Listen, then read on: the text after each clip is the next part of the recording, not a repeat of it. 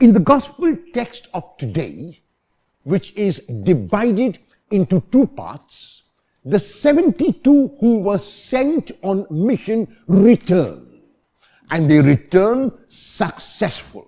They narrate to Jesus everything that has happened and how successful they were, and how the detachment from material things and the comforts of life and the detachment even from outcome of mission was so pointed and helped them when they engaged in mission. They narrate that they were able to see the change in people. They narrate that they could realize that people had been tangibly transformed as a result of their approach, and they are excited about this.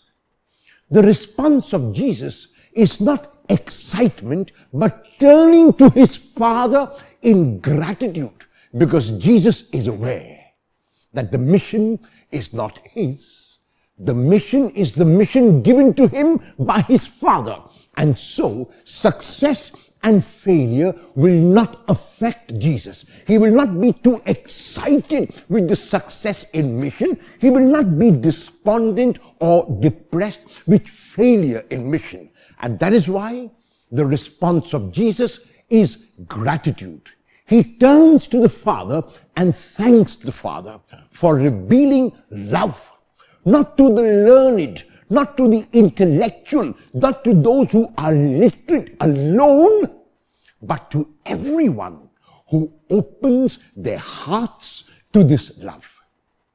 What is required to realize this unconditional love of God is not knowledge of the head. It is not literacy. It is not being able to read or write or to speak eloquently. It is an open heart.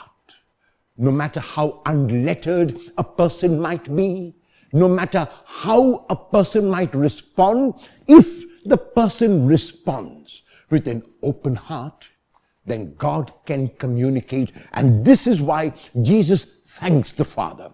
Jesus is very explicit that in order to know the Father, in order to know him, one can only do so by loving. When love is expressed not merely in words but in action, then Jesus becomes present. When love is shown in my deeds to another, then Jesus becomes present. When I realize that someone beside me is as important as I am to myself, and when I love that person as I love myself, then Jesus becomes present and I reveal God to the world. The only language that people all over the world will recognize is love. The only God that people all over the world will recognize is God.